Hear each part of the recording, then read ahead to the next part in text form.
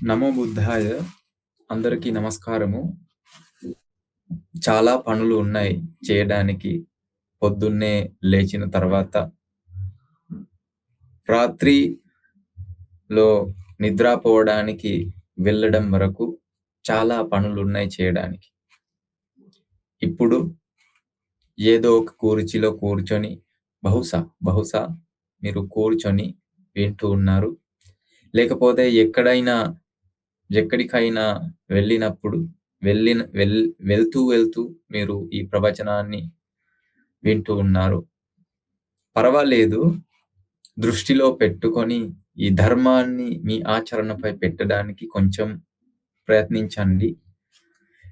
ఎందుకంటే చాలా విషయాల గురించి మనకు తెలుసు. మనము విని ఉన్నాము. కానీ కొంచెం ఒక చిన్న విషయం మాత్రమే చాలు. కానీ జీవితానికి పెట్టాలి.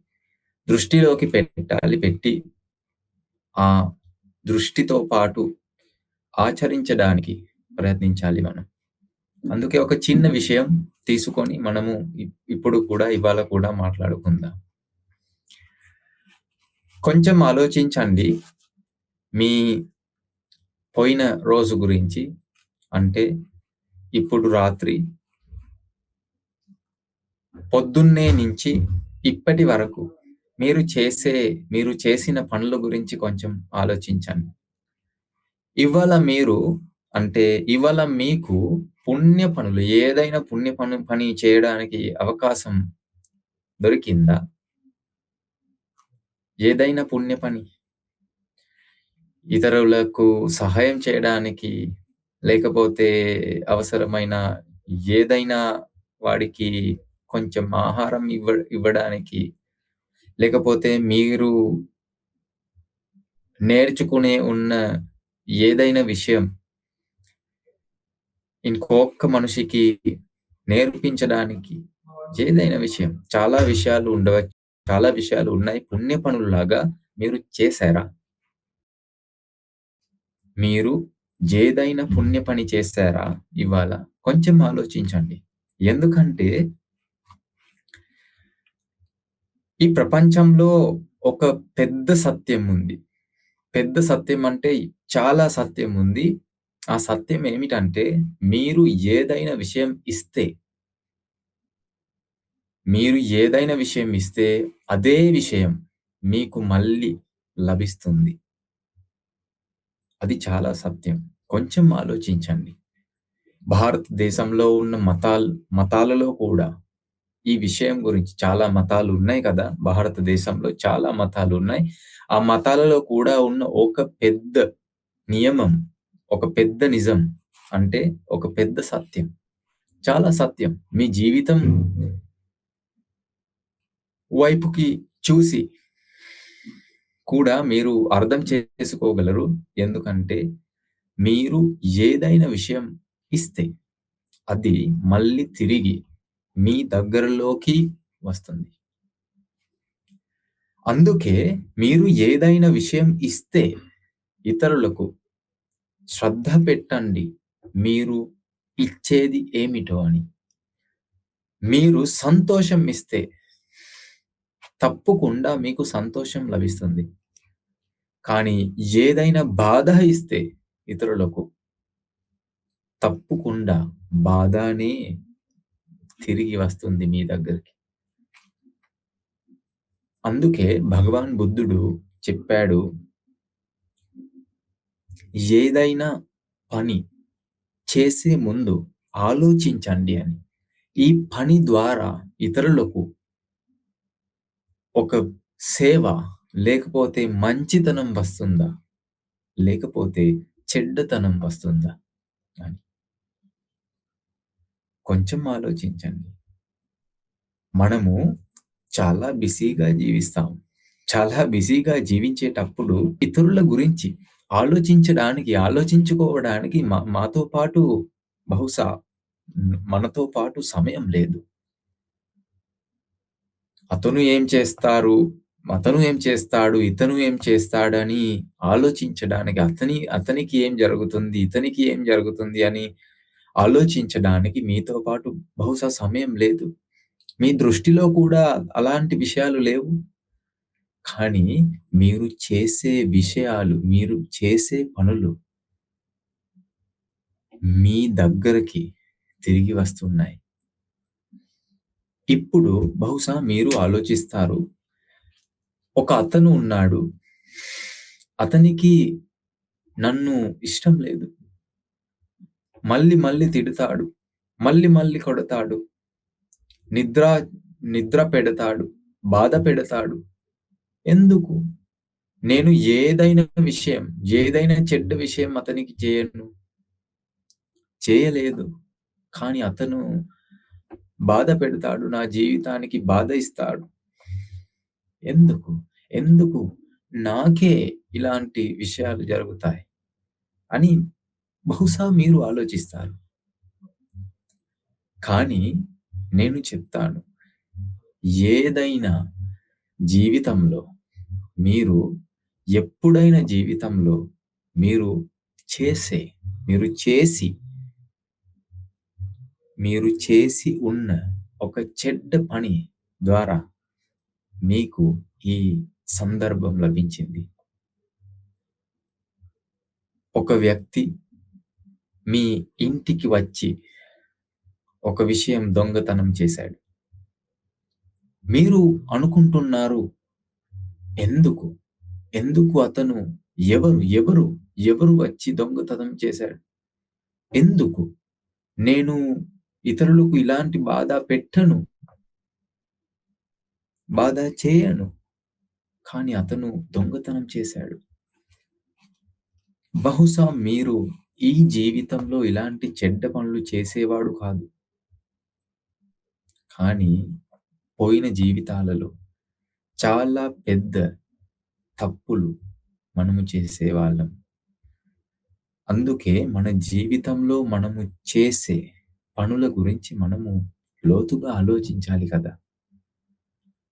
భగవాన్ బుద్ధుడు ఒక్కసారి చెప్పాడు. ఎందుకంటే ఈ ప్రపంచంలో జీవించే అందరూ దేవుళ్ళు అవ్వడానికి ప్రయత్నిస్తారు. నేను కూడా ఇలాంటి పనులు చేసి ఒక దేవుడు లేకపోతే ఒక దేవత అవుతాను అని. దేవుళ్ళకు చాలా పెద్ద సౌకర్యాలు ఉన్నాయి. విలాసవంతమైన జీవితం ఉంది. అందుకే నాకు కూడా ఇష్టం. ఒక దేవుడు అవ్వడం నాకు కూడా ఇష్టం. అందుకే నేను ప్రయత్నిస్తాను ఒక దేవుడు అవ్వడానికి.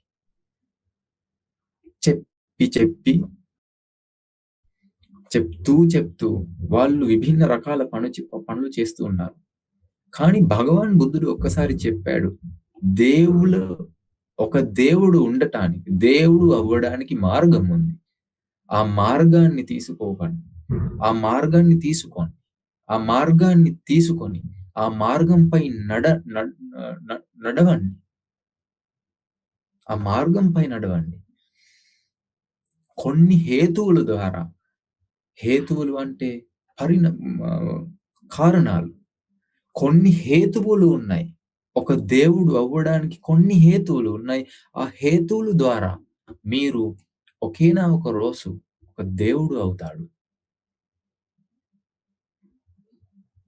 కదా! ఈ ప్రపంచంలో ఉన్న అన్ని విషయాలు అలాంటివి. ఎలాంటివి? హేతువుల ద్వారా పుడతాయి. హేతువులు లేకపోతే పుట్టవు. మనం తీసుకుందాం. మీ గదిలో మీ గదిలో ఒక బల్బ్ ఉంది కదా! ఒక లైట్ ఉంది. ఆ లైట్‌ను ఆన్ చేయడానికి మీరు ఏం చేస్తారు?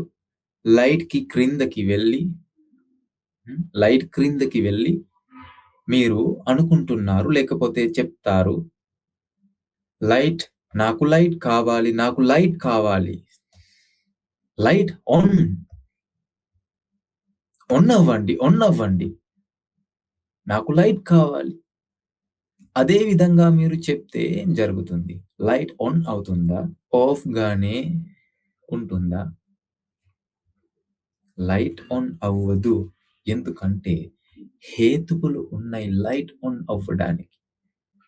ఎలక్ట్రిసిటీ కావాలి. మీ ఇంట్లో ఎలక్ట్రిసిటీ ఉంది. కానీ ఇప్పుడు బల్బ్‌కి ఎలక్ట్రిసిటీ రాదు.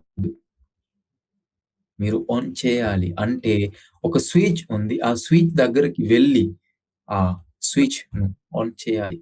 ఆన్ చేయకపోతే బల్బ్ అంటే లైట్ పని చేయదు. ఈ ప్రపంచం గురించి ఉన్న పెద్ద వివరణ, ఈ హేతువుల మరియు పరిణామాల మధ్య ఉన్న సంబంధత భగవాన్ బుద్ధుడు చెప్పాడు. పటిච්ච సముప్పాద అని. ప్రతీత్య సముత్పాద అంటే హేతువులు ఉంటే, హేతువులు ఉంటే ఒక పరిణామం జరుగుతుంది. హేతువులు లేకపోతే పరిణామం జరగదు. పరిణామం అంటే ఒకటి విషయం, ఒక విషయం కాదు. ఒకటిగా ఉన్న విషయం కాదు, ఎంటిటీ కాదు. పరిణామం అంటే ఒక సంఘటన, జరుగుతున్న సంఘటన, జరిగే సంఘటన. వివరిస్తాను. అర్థం చేసుకోగలము మనం. అంటే బల్బ్ క్రిందకి వచ్చి ఆన్ అవ్వండి చెప్పిన తర్వాత ఆన్ అవ్వదు. అంటే ఎందుకు? హేతువులు లేవు. ఆన్ అవ్వడానికి హేతువులు కావాలి. హేతువులు లేకపోతే ఆన్ అవ్వదు. మీరు ఏడుస్తూ అడిగినా కదా! నడుస్తూ చెప్పినా, పరిగెత్తు చెప్పినా ఆన్ అవ్వదు. ఎందుకంటే ఎలక్ట్రిసిటీ కావాలి. ఆ ఎలక్ట్రిసిటీ లైన్ ఆన్ చేయాలి. అంటే కొంచెం ఆలోచించండి. మీకు ఇష్టం ఒక దేవుడు అవ్వడం, ఒక దేవత అవ్వడం. ఎందుకంటే దేవత అయితే, దేవుడు అయితే విలాసవంతమైన జీవితం గడపవచ్చు. మీకు ఇష్టమైన దేవుడు అవ్వలేము మనం. ఇష్టం ఉండవచ్చు, కానీ హేతువులు ఉన్నాయి. ఆ హేతువులు జోడించాలి మనం.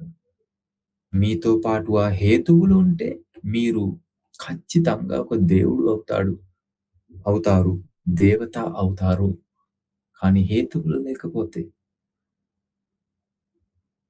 హేతువులు ఉన్న విధానంగా మీరు ఒక జంతువు, లేకపోతే ఒక మనిషి, లేకపోతే ఎవరైనా ఉండగలరు, అవ్వగలరు. భగవాన్ బుద్ధుడు ఒకసారి చెప్పాడు, దేవుడు అవ్వడానికి మార్గం, హేతువులు ఏమిటో భగవాన్ బుద్ధుడు చెప్పాడు.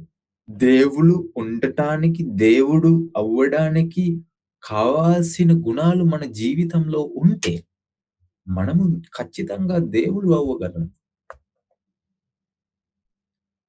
కదా! కొంచెం ఆలోచించండి. భగవాన్ బుద్ధుడు చెప్పాడు, సత్యం బనేన కుజ్జయ్య, సత్యం బనేన కుజ్జయ్య దజ్జా పస్మింపియాచితో.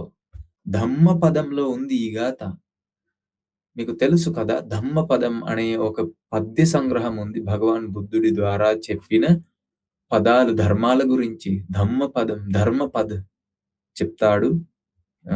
భారతదేశంలో ధర్మపద్ అంటారు. సత్యం బణేన కుజ్జయ్య దజ్జా పస్మింపియాచితో ఏతే హి తీహిటానేహి గచ్చే దేవాన సంతికి. దేవుళ్ళ దగ్గరికి వెళ్ళాల్సి వస్తే, దేవుళ్ళ దగ్గరికి వెళ్ళాలంటే 3 రకాల హేతువులు ఉన్నాయి పూర్తి చేయడానికి. ఆ 3 రకాల హేతువులు ఏమిటి? అర్థం చేసుకోగలమా మనం? మీ జీవితాల్లోకి పెట్టండి. మొదట సత్యం బనే, సత్యమే చెప్పాలి, మాట్లాడాలి. సత్యం. ఈ ప్రపంచం యొక్క సత్యం. ఏదైనా పరిస్థితి ఉండవచ్చు. ఏ పరిస్థితిలో మీరు సత్యమే చెప్పాలి. మీరు సత్యం చెప్తారా? కొంచెం ఆలోచించండి. ఇవ్వాళ పొద్దున్నే నుంచి ఇప్పటి వరకు మీరు బహుశా చాలా మాటలు 1000కి పైగా మాటలు మాట్లాడేవారు. అలాగే మాట్లాడు మాట్లాడేటప్పుడు మీరు సత్యమే చెప్పారా? సత్యంతోనే జీవించారా? లేకపోతే అబద్ధాలు కూడా చెప్పారా? అబద్ధాలు చెప్పడానికి మనస్సు వచ్చిందా మీకు? కొంచెం ఆలోచించండి. అబద్ధాలు చెప్పడం చాలా సులువైన విషయం. చాలా సులభం. ఎందుకంటే అతను నన్ని అడుగుతాడు ఏం జరిగిందని. సత్యం చెప్తే అతను నాకు ఖచ్చితంగా తిడతాడు, కొడతాడు, నిందిస్తాడు. అందుకే నేను సత్యం చెప్పను. ఇంకొక విషయం చెప్పాలి. అసత్యం చెప్పాలి, అబద్ధం చెప్పాలి అని అనుకుంటా. అదే విధంగా మీరు సత్యం లేని మాటలు చెప్తే మీరు ఒక దేవుడు అవ్వలేరు. దేవుడు అవ్వడానికి మొదట మొదటి విషయం అంటే సత్యం చెప్పడం. సత్యంబనే నా కుజ్జెయ్య. కుజ్జెయ్య అంటే ఇతరుల గురించి మీరు ఎలా ఆలోచిస్తారు?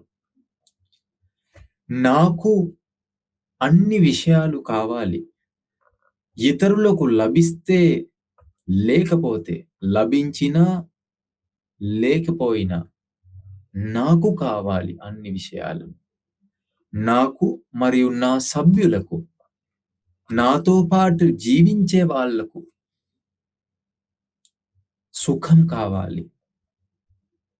నేను గురించి ఎక్కువగా ఆలోచించే వాళ్ళు, నేను అంటే నేను కాదు మీరు, మీ జీవితం, మీరు, నేను, నేను, నేను, మీరు, మీరే మీరు గురించినే ఆలోచిస్తూ ఉంటే, ఇతరుల గురించి ఆలోచించకపోతే మీరు ఇతరులకు సహాయం చేయరు. మీ గురించినే ఆలోచించి ఉంటారు. అందుకే ఒక దేవుడు అవ్వడానికి అవకాశం మీకు లేదు. కొంచెం అర్థం చేసుకుందాం మీ కారణం గురించి. మీకు దేవుడు ఇష్టం కదా! దేవుడు దగ్గరికి వెళ్ళి ఏదైనా పూజ చేసి మీరు ప్రార్థిస్తారు. నాకు ఇది ఇష్టం. నాకు ఇవ్వండి. దేవుడా నాకు ఇవ్వండి. నేను మీకు రోజు పూజ చేస్తాను. నాకు ఇది కావాలి. ఇవ్వండి. దయచేసి ఇవ్వండి. మీ దయ నాకు అనిపిస్తుంది. ఇవ్వండి. ఇవ్వండి. మీరు దేవుడి దగ్గరికి వెళ్తారు. ఎందుకంటే మీకు ఇస్తాడు దేవుడు. ఏదైనా మీకు కావాలంటే దేవుడు మీకు ఇస్తాడు అది. అందుకే మీరు వెళ్తారు. కొంచెం తీసుకుందాం. ఒక దేవుడు ఉన్నాడు. ఆ దేవుడు ఇవ్వడు. ఏదైనా అడిగినా, ఏ విషయం అడిగినా ఇవ్వడు అతను. మీరు వెళ్తారా ఆ దేవుడి దగ్గరికి? లేదు. ఎందుకు మీరు వెళ్ళట్లేదు? లేదు. ఎందుకంటే మీకు అనిపిస్తుంది ఆ దేవుడు మంచి దేవుడు కాదు. అతను ఇవ్వడు. ఇచ్చేవాడు ఉంటే, ఒక ఇచ్చే దేవుడు ఉంటే, నేను ఆ దేవుడి దగ్గరికి వెళ్తాను ఖచ్చితంగా. ఖచ్చితంగా నేను వెళ్తాను. కానీ అతను ఇవ్వడు. నేను వెళ్ళను. కొంచెం ఆలోచించండి. మీరు దేవుడు అంటారు ఇచ్చే వాళ్ళకు. ఇచ్చకపోతే, ఇవ్వకపోతే మీరు దేవుడు అన్నరు. అంటరు. అన్నరు కదా! అంటే మీరు ఒక దేవుడు అవ్వాలనుకుంటే మీరు కూడా ఇవ్వాలి. సులువైన, బరువైన ఏదైన విషయం మీకు కావాలంటే మీరు ఇవ్వాలి. ఒక దేవుడు అవ్వడానికి అదే మార్గము. ఇవ్వడము. దేవ, దేవ, దేవ అందుకే ఇవ్వండి. చిన్న విషయం ఉండవచ్చు. మీకు ఇష్టం లేని విషయం ఉండవచ్చు. మొదటిగా అలాంటి విషయాలు ఇవ్వండి. తర్వాత మనము మీకు చాలా ఇష్టమైన విషయాలు కూడా ఇవ్వగలిగే వాళ్ళము. కానీ చిన్న అడుగు లాగా చిన్న అడుగు వేయండి. అంటే ఒక చిన్న విషయం ఇవ్వండి. ఒక నవ్వు, చిరు నవ్వు ఇవ్వండి. మంచి ఆలోచన ఇవ్వండి. శక్తిని ఇవ్వండి. ఒక వ్యక్తి ఉన్నాడు. ఆ వ్యక్తికి శక్తి లేదు. శారీరక శక్తి ఉండవచ్చు. మానసిక శక్తి ఉండవచ్చు. కానీ అతనితో పాటు లేదు. మీతో పాటు ఉంది శక్తి. అంటే మీరు ఇవ్వండి. ఎంకరేజ్ చేయండి. బలపరచండి. అతనిని బలపరచండి. మీరు ఇది చేయగలరు. అందుకే ప్రయత్నించండి. నేను కూడా ఉన్నాను కదా! ఎంకరేజ్ చేయండి. శారీరక శక్తి లేకపోతే అతనికి శారీరక శక్తి మీరు చాలా శక్తివంతమైన వ్యక్తి. అందుకే మీరు మీ శక్తితో పాటు అతనికి సహాయం చేయండి. అదే ఇవ్వడం. ఏదైనా చిన్న విషయమైనా ఇచ్చారా? 2 హేతువులు. దేవుడు అవ్వడానికి 3 హేతువులున్నాయి. ఆ హేతువులలో ఉన్న 2 హేతువులు సత్యం చెప్పడం, ఇవ్వడం. చేశారా మీరు? విషయం. మూడవది అంటే మొదట సత్యం చెప్పడం. రెండవది నా గురించి ఆలోచించకుండా ఇతరుల గురించి ఆలోచించడం. అది ఇవ్వడం. ఈ 3 విషయాలు మీరు ఈ రోజుల్లో పూర్తి చేశారా? ఆలోచించండి. ఆలోచించి చూడండి. ఈ 3 విషయాలను పూర్తి చేయడానికి మీరు ఈ రోజుని ఉపయోగిస్తే మీరు ఒక దేవుడు మనుష్య రూపంగా ఉన్న ఒక దేవుడు కదా! కొంచెం ఆలోచించండి. దేవుడు అవ్వడం గమ్యస్థానం కాదు. దేవుడు అవ్వడం అంటే ఒక ప్రయాణం. చిన్న అడుగులు వేసి మనము దేవుడు అనే లక్ష్యం సాధించగలము. ఇప్పుడు నేను ఒక కుక్కలాగా పనిచేస్తాను. కానీ నాకు ఒక దేవుడు అవ్వాలి. ఒక దేవుడు అవ్వడం ఇష్టం. నేను దేవుడు అవ్వాలి. అదే విధంగా మీరు ఎప్పుడైనా సరే ఒక దేవుడు అవ్వరు. అందుకే దేవుడు అవ్వడానికి దేవుడు మీ జీవితంలోకి తీసుకోండి. లోపలికి తీసుకోండి. తీసుకొని ప్రయత్నించండి. ప్రాక్టీస్ చేయడానికి, అభ్యసించుకోవడానికి కదా! ఎందుకంటే ఈ ప్రపంచంలో ఉన్న సత్యం హేతువులు ఉంటే ఫలితాలు ఉన్నాయి. హేతువులు లేకపోతే ఫలితాలు ఉండవు. ఉండటానికి అవకాశం మాత్రమే లేదు. తీసుకుందాం. ఉదాహరణలతో పాటు మాట్లాడుకుందాం. మీకు ఇష్టం. మీకు ఇష్టమైన ఏదైనా ఒక ఆహారం ఉంది. ఆ ఆహారం ఒక రెస్టారెంట్‌లో ఉంది. మీతో పాటు డబ్బులు లేవు. డబ్బులు లేకపోతే మీరు ఏం చేయగలరు? ఏమీ చేయలేరు మీరు. ఎందుకంటే డబ్బులు లేవు. డబ్బులు ఉంటే వెళ్లి ఆ ఆహారము కొనగలరు మీరు. డబ్బులు లేవు ఇప్పుడు. అంటే హేతువులు లేవు. హేతువులు లేకపోతే ఎలా కొనగలరు? కొనలేరు.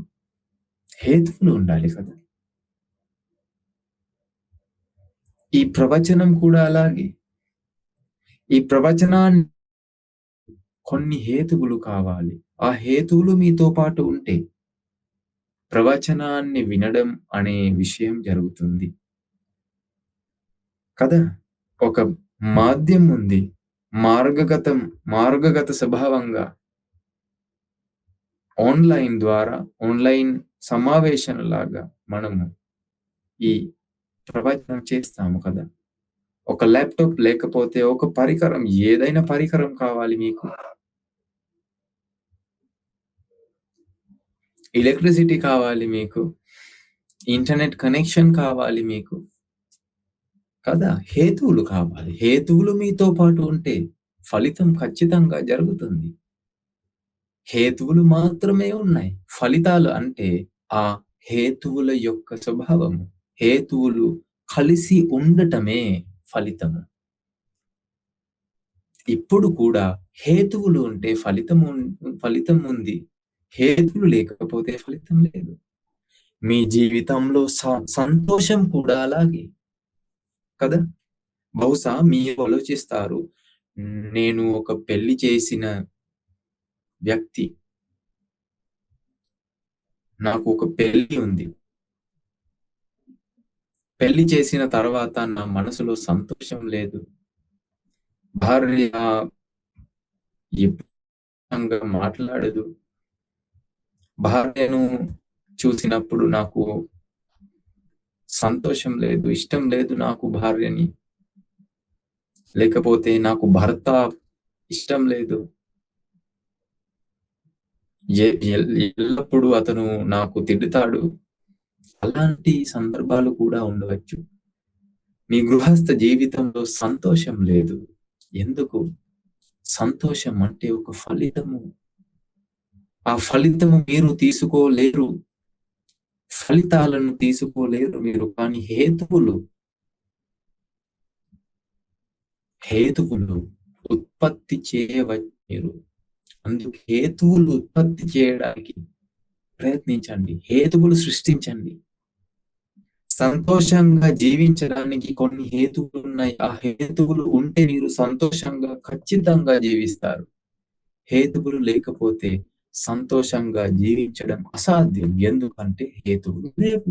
బల్బ్ ఉదాహరణ. బల్బ్ ఆన్ చేయడానికి మీరే వెళ్లి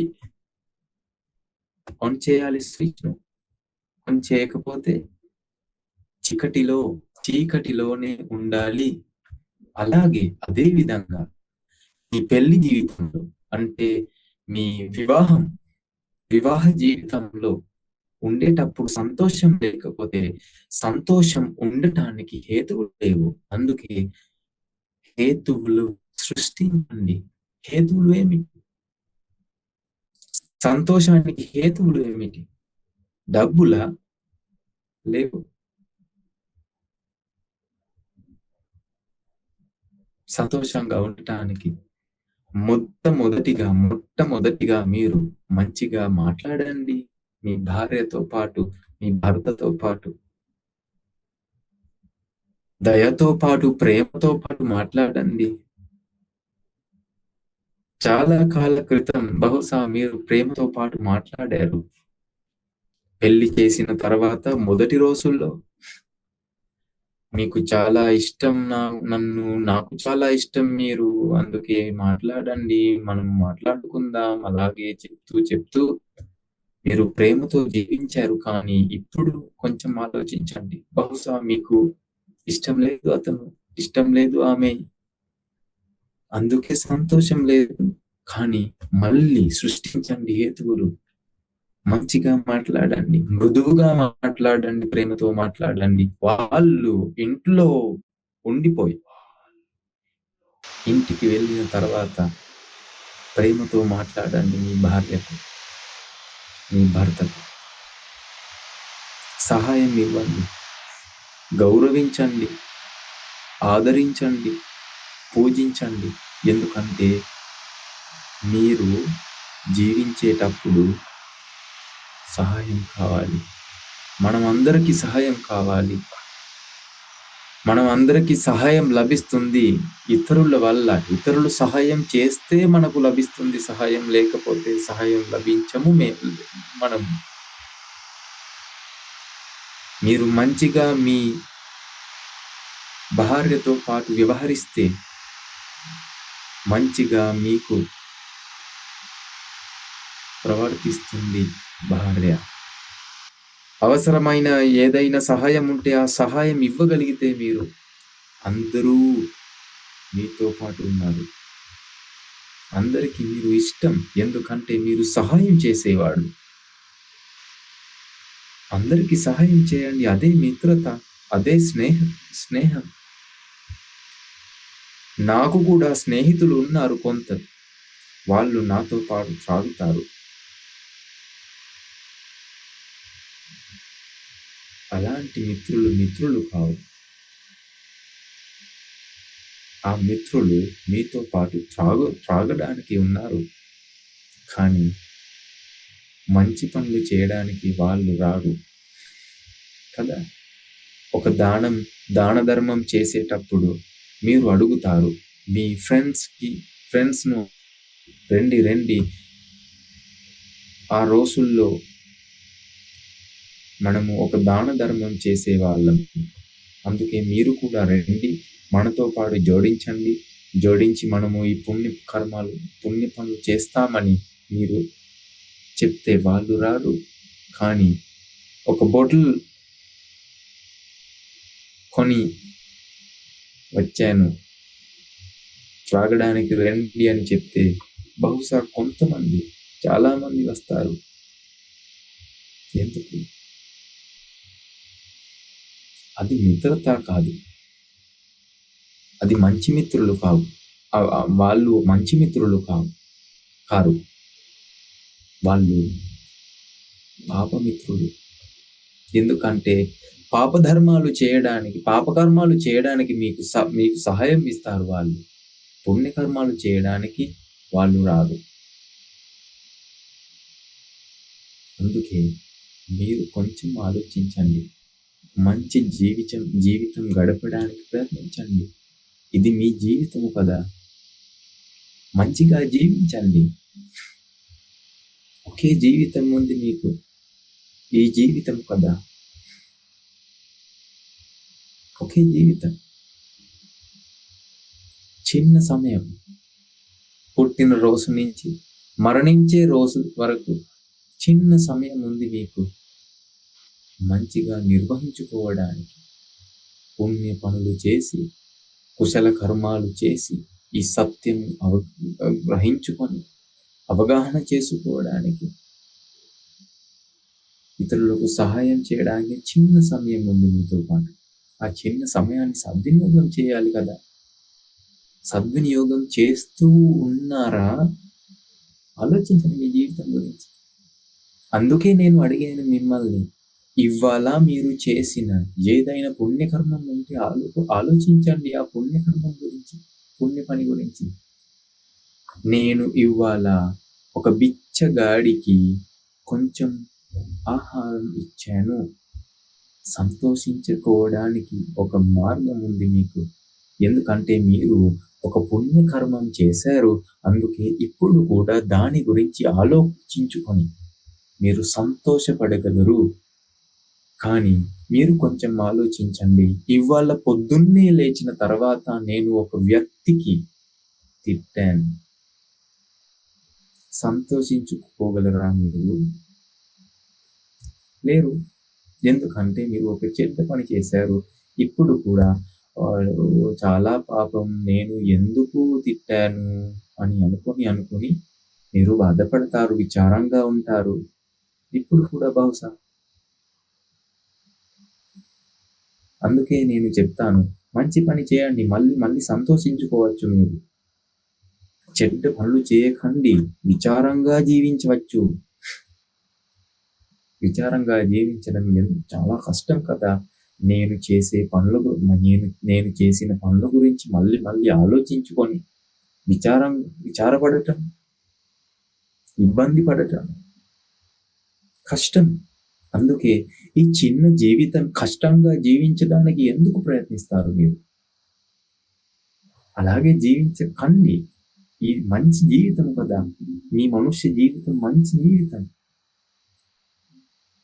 ఈ మంచి జీవితం మంచిగా జీవించండి. మీతో పాటు డబ్బులు ఉన్నాయి, సౌకర్యాలు ఉన్నాయి, మంచి భార్య ఉన్నాయి, మంచి భర్త ఉన్నాయి. మంచి భార్య ఉంది, మంచి భర్త ఉన్నాడు మీతో పాటు. పిల్లలు కూడా ఉన్నారు. మంచిగా జీవించవచ్చు మీరు కదా! అందుకే మనస్సు కూడా మంచిగా ఉంచుకోవడానికి ప్రయత్నించండి. ధర్మంతో పాటు ఉంటే సంతోషం ఉంది. ధర్మం లేకపోతే ఆశతో పాటు మీరు బాధపడతారు. నాకు అది కావాలి, ఇది కావాలి. లేవు. అందుకే డబ్బులు సంపాదించండి. మీరు ఒక రేస్‌లో ఉన్నారు. రేస్‌లో ఉన్నప్పుడు ఆ మీ జీవితం అనుభవించుకోవడానికి మీతో పాటు సమయం లేదు కదా! ఈ జీవితం ఒక రేస్ కాదు. ఇది ఓ రేస్ కాదు. ఇది ఓ ప్రయాణం.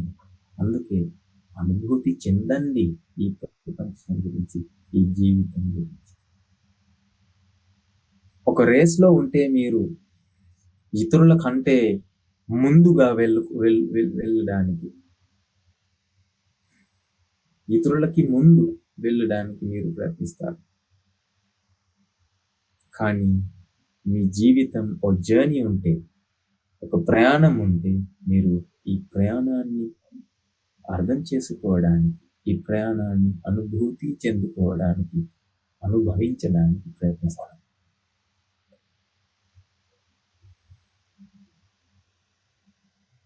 మీరు కదిలించేవాడు ఉండవచ్చు. ఒక కారు లేదు మీకు. అడుగులు వేసి వెళ్తారు. పర్వాలేదు. సంతోషంగా ఉండండి. సంతోషంగా ఉండటానికి కారు అనవసరం. డబ్బులు రుచికరమైన భోజనాలు అనవసరం. మంచి మనస్సు ఉంటే సంతోషం ఉంది.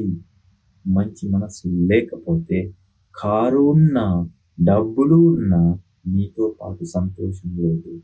ఉండలేదు కదా!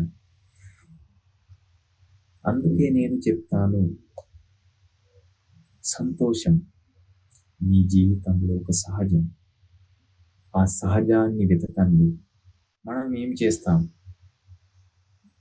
ఆ పర్వతంలో ఉన్న అవసరం లేని భాగాలు మనము వదిలివేసి, మూసివేసి, అవసరమైన భాగం మాత్రమే ఉంచుకుందాం. అప్పుడు ఒక విగ్రహం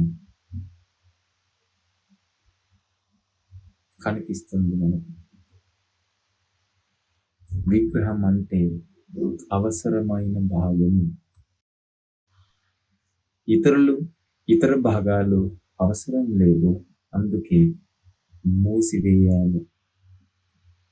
మూసివేశాము మనం. ఇప్పుడు ఒక మంచి విగ్రహం. మీ జీవితం కూడా అలాగే. మీ జీవితంలోనే సంతోషం ఉంది. సంతోషం బయట ప్రపంచంలో వెతకండి. సంతోషం మీ మనసులోనే పుడుతుంది.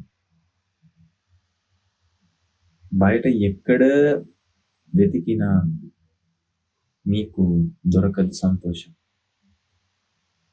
డబ్బులలో సంతోషం వెతకండి. వాహనాలలో, రథాలలో, పరిజనాల్లో, సౌకర్యాలలో, ఆస్తులలో సంతోషం వెతకండి. మీ మనస్సు అంటే సంతోషం.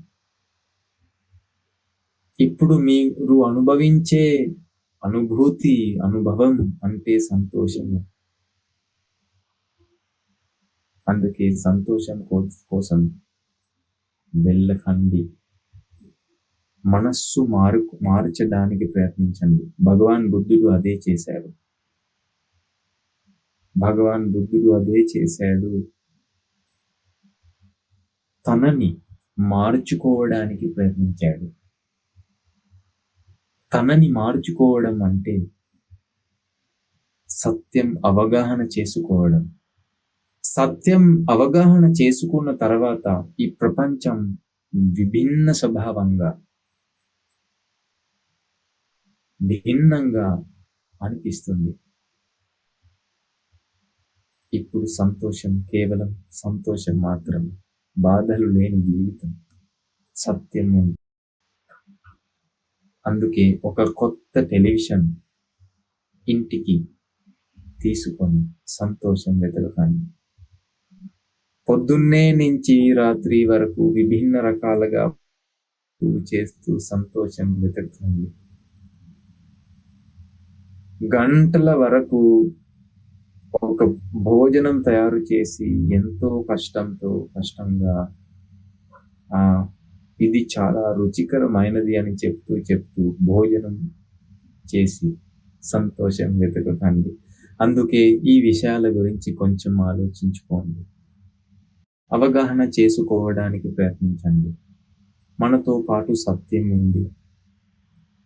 మన గురువులు రోజు చెప్తారు, మనము రోజు వింటూ ఉన్నాము. అవగాహన చేసుకున్న విషయాలు ఏదైనా ఉంటే మేము మీకు చెప్తాము.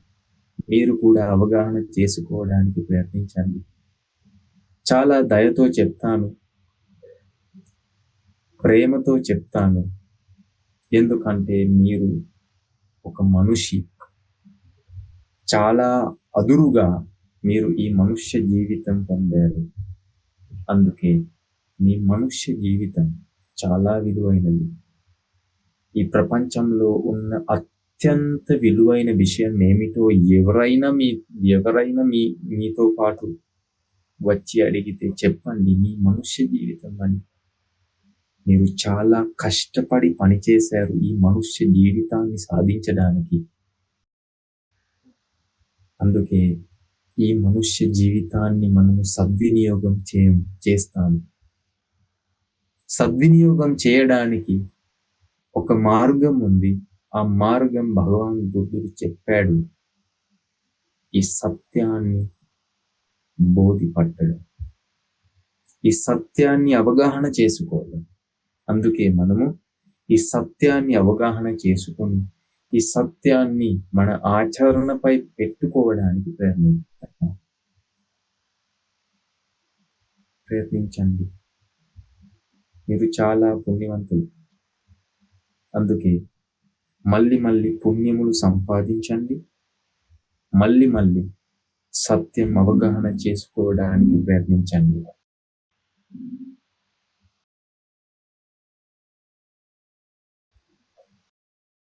మహనీయమైన త్రిరత్నము మీ అందరికీ ఆశీర్వాదించుగాక. ధన్యవాదాలు.